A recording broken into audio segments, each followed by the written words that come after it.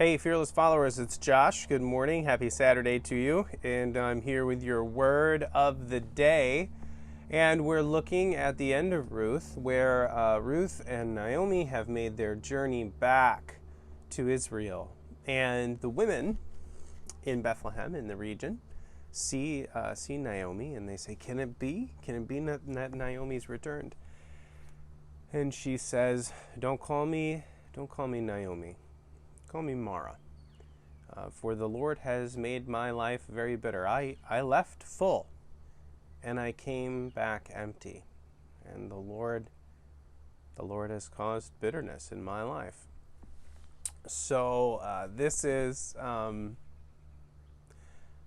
hard time for Naomi, which we know, and maybe you know this, maybe you've read this before, you've heard this before. When I was in seminary, one of my professors said, always pay attention to the names, because the names mean a lot in Israel. And do you know the word Naomi actually means pleasant or pleasantness, and Mara means bitter, and it's meant to actually be a descriptive term for not only food but for atmosphere, that Naomi would be pleasant to be around. Mara not so much. And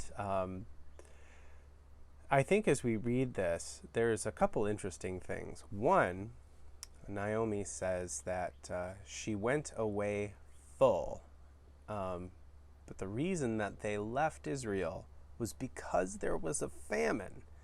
And so the fullness is not necessarily speaking to what she has in her possession, but the family that she has.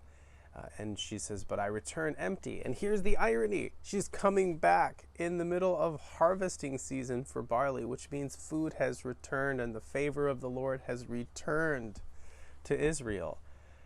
And so there's this really hard situation where even though there's goodness around her in these circumstances, she's still bitter. It's too hard. And before we get all down on Naomi, and sorry, there's a red squirrel running around. Squirrels. What are you going to do? Before we get all down on Naomi, I can't imagine the pain that she would go through, the hardship that she's gone through. I can't imagine what kind of conversations she had with the Lord late at night or during the day.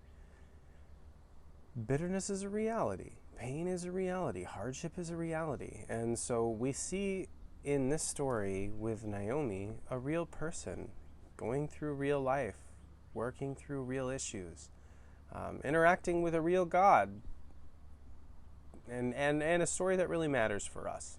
And so I don't know where you find yourself today in this story, but there's probably been a time or two where you felt like being a little bitter. I had that a couple of days ago. It was fleeting. It was based on my circumstances. In all honesty, we had some printer problems at the church and it ruined my whole day. And I was just kind of unpleasant to be around for the evening. And sometimes there's days like that. Sometimes there's weeks like that. Sometimes there's years like that.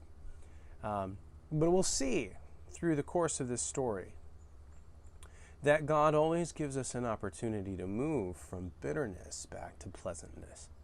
And that's what our story will talk about over the next few weeks as we continue to dive into the story of Ruth and how God continues to love us through and journey with us through even the most difficult of seasons of our lives.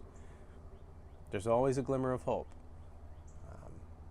And we'll find out this weekend. Sometimes you have to look for it. Grace and peace. We'll see you later.